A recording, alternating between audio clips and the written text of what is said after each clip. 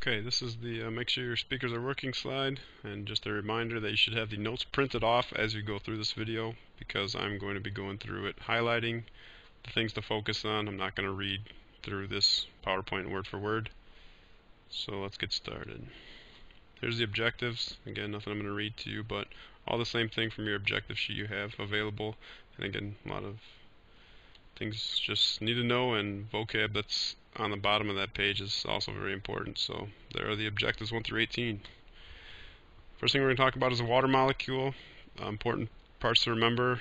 Everyone knows what water is made of, but polar covalent bonds are between hydrogen and oxygen within the water molecule. Polar covalent bonds. Hydrogen bonds are between water molecules. These dashed lines here shown in the picture.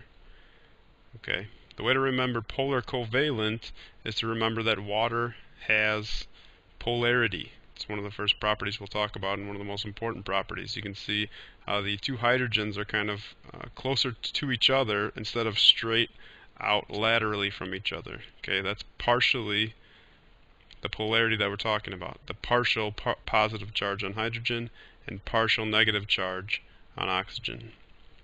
Two important vocab words to remember for this unit and future units are hydrophilic and hydrophobic.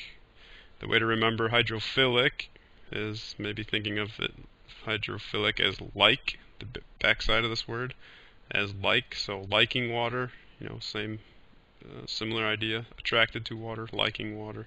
And then hydrophobic, we all know what phobia is, right? Being afraid of something. So if you think of it that way too, not attracted to water, or think of it as being afraid of water, which neither one are like or dislike, it's just the way to remember it. Here are the properties of water you're going to want to remember. I will point out a couple things. The number 5 here was changed from the notes that you probably printed off about water having a neutral pH. I just made an error in things I was typing out there, so make sure that you change this for your notes. Number 5 in red here has been changed from the notes that you printed off. Okay. Other than that, number 4, less dense as a solid. We all know ice floats, but this is important for biology because of ponds and lakes that obviously contain life. If water froze from the bottom up, in other words, if ice was more dense, then it wouldn't float. It would form from the bottom up, and therefore would pretty much kill off entire populations of fish, amphibians, and other marine life or pond life that exists there. Freezing from the top down allows that water to kind of remain at a decent temperature because there is heat coming out of the ground to keep it from freezing all the way through. So obviously important for life that exists in those ponds or lakes. Other things, number 6, resisting temperature change. You've heard the term, when you listen to the weather, they say cooler by the lake or warmer by the lake. It's because it takes a lot longer for that water in Lake Michigan to cool off or to get to freezing than it does the air temperature. Same respect, in the summer it takes a lot longer to warm up, so you go swimming in May or June and you jump right into that lake and it's going to be pretty cold still, a lot colder than the air temperature. Okay, that water is resisting temperature change. It's a huge basin that kind of regulates the temperature, not only near Chicago and other inland cities by lakes, but also all around the world because the oceans take up 70% of the Earth's surface. And then the last one, polarity. That's probably the most important property that we'll talk about. Polarity makes water a pretty important molecule for life in general. Water probably is most likely where life got started, and all living things require water, and a lot of that has to do with the water being a solvent, and we'll talk a lot about chemical reactions and things that take place in water in our bodies and plants and other things later on this year. I'm not going to go through this slide, but this is just relating all of the structure of water from slide 1, the picture, to the properties of water. So something definitely to look over, but it's just word for word. I'm not going to read it for you. So objective 4 is about making polymers. So, okay, guys, it's really simple. A monomer is like a link in a chain, and the polymer would be the chain. So the more links you add, the bigger the chain gets. So the more monomers you add, the bigger the polymer gets. Alright? And when you see biopolymers here and polymers, it's the same thing. just that a biopolymer is a polymer of a living thing. But I'm going to use the words biopolymer and polymer interchangeably, so you'll see both and they mean the same thing. And a good example of biopolymer is DNA. We all know what DNA kind of is, the genetic information. Very important molecule in our bodies and is made by simply linking together, like links in a chain, smaller pieces. A condensation reaction, really simple. If you think of the condensation that you breathe out onto the school bus window when you were in 3rd grade and then make a little picture in there, or maybe in middle school and you made inappropriate pictures, condensation that's coming out of your breath, the water that's coming out of your breath and sticking to the window. Okay? Think of that water coming out of your breath. That's the same thing that's going on in a condensation reaction. You're combining two molecules, and something that comes out of that is a water molecule. Okay? And that's some examples here. Glucose and fructose. When table sugar is formed, sucrose, these two molecules combine and a water molecule comes out. An H from one and an OH from the other come out and form water. Same thing for PVC, which is the white and sort of a teal green piping that runs in your house that is usually used for drainage of water and sewage into the sewer lines, which is also used there in the sewer lines. Just plastic pipe that drains your water and sewage from your house. One very important part of this slide is to know that the carbohydrates, nucleic acids, and proteins are polymers. They are biopolymers. Okay, they are big molecules that can be made bigger by adding to them. I can't stress enough how important it is to remember that lipids, in other words fats, is pretty much what we're talking about, are not polymers. Why do you think it's on here so many times? Because someone's going to get it wrong in the test, and it always happens. But here's your reminder. Of the 4 molecules we're talking about, carbohydrates, nucleic acids, proteins, and lipids, only 3 of them are polymers. Lipids are not. And here it is in a table. Here are the polymers, carbohydrates, nucleic acids, and proteins. And underneath each one are their monomers. So link a bunch of monosaccharides together and you have carbohydrate. Link a bunch of nucleotides together and you have nucleic acid. Link a bunch of amino acids together and you have a protein. For objective 6, it's asking about the monosaccharides and polysaccharides that make up, or that are, carbohydrates. A di meaning disaccharide. Okay, so these are all saccharides actually. The saccharide word is Greek meaning sugar. So these are all basically sugars, and you'll see them ending in OSE. Glucose, fructose, sucrose, lactose, galactose. There's tons of them. They all end in OSE. They're all sugars. So when you see the ending OSE in a word in this class and similar classes, it's talking about a sugar. So there's your examples. You've heard of high fructose corn syrup. That's in pop and a lot of the foods you eat. Okay, so monosaccharides are one simple sugar, one molecule. Two monosaccharides combined is a disaccharide. There's your examples. Polysaccharides that you need to know, starch and glycogen. They're both energy storage molecules. Starch, energy storage for plants. Glycogen, energy storage for animals. Cellulose we'll get into later when we talk about cells found in cell walls.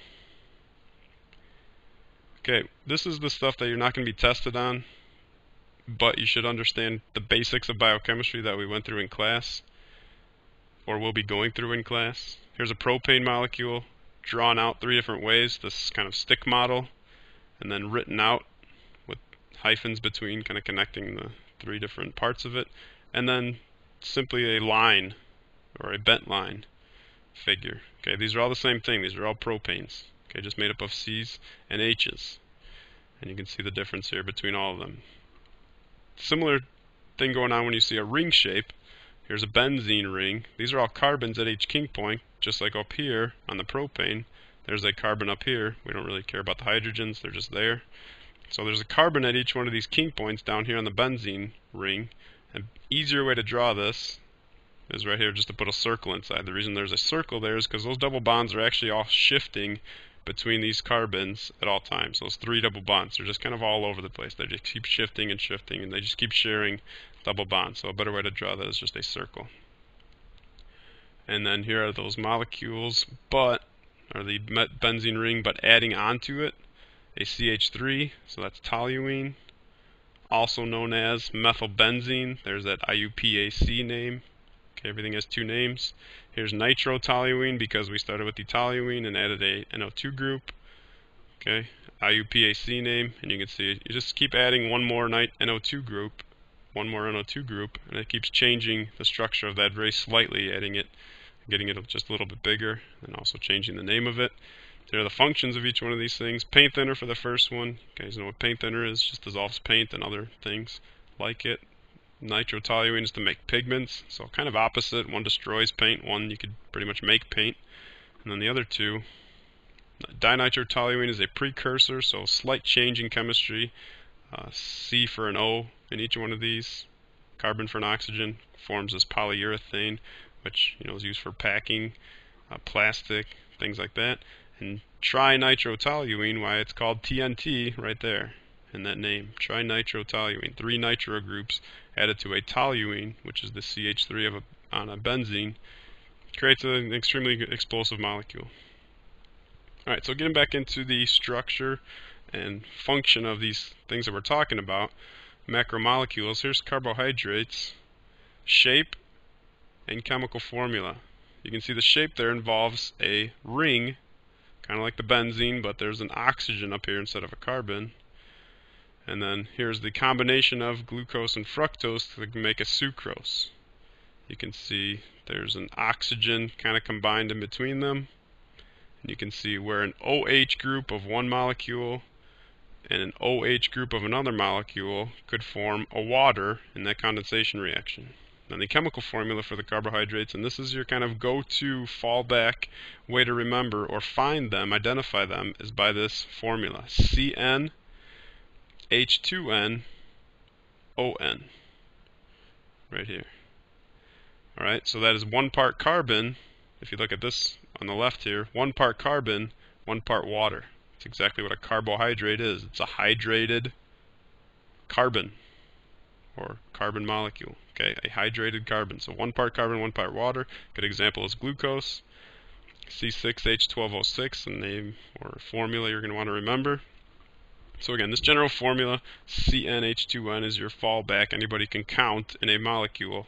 Count carbons. Remember, at each king point is a carbon.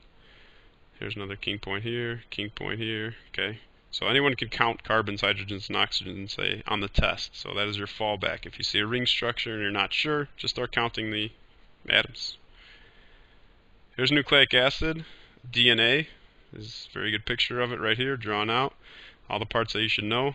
The letters in here, C, A, G, and T, just represent the names of these individual molecules, but for now, you can just remember that they are nitrogenous bases. Okay, this word up here.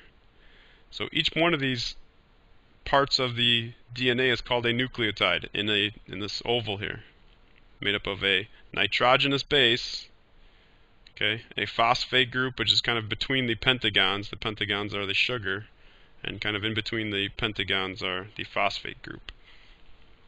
So you're going to need to know this molecule, and you're going to need to know its parts. A nucleotide, and again you can see on here, you could have 8 ovals on this picture, because there are 8 nucleotides. Add some more nucleotides, the DNA gets longer. Here's the same picture broken down a little bit better for you, and the way you'll probably see it on the test, so that you can see the N's and H's on there. Okay, without these N's on here, this looks like a carbohydrate, right? So you got to see these nitrogenous bases spelled out with the N's on there, nitrogenous bases. So now you can see that part of the DNA molecule, actually 1 nucleotide. And then here's your sugar, which you've kind of already seen something like this before. And here's the phosphate group, typically just shown as a circle because it's just a phosphate with a bunch of oxygen surrounding it.